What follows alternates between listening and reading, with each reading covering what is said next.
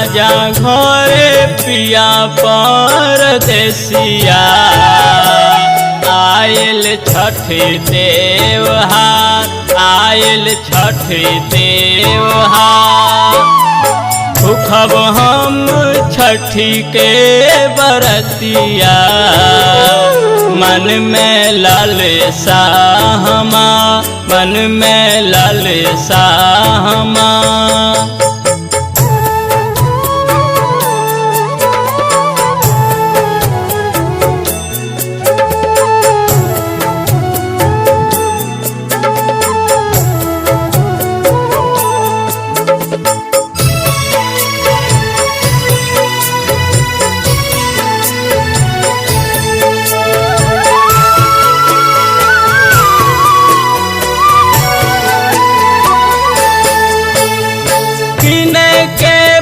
सुपावा परतिया, जाय के गाजीपुर बाजार, जाय के गाजीपुर बाजार।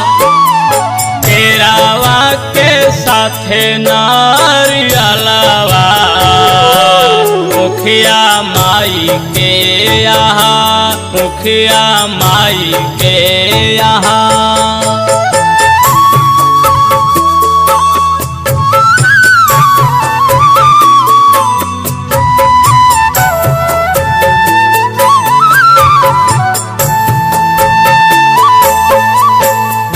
छठी मैया दी है ललनवा, इनकर महिमा अपार, इनकर महिमा अपार। लिखने जितेंद्र जी गीतिया, गावे राजकुमार, गावे राजकुमार।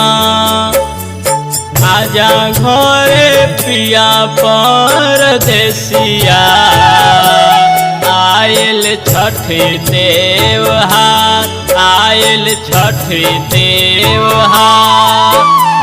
भूखब हम छठी के बरतिया, मन में लालसा हमा, मन में लालसा हमा।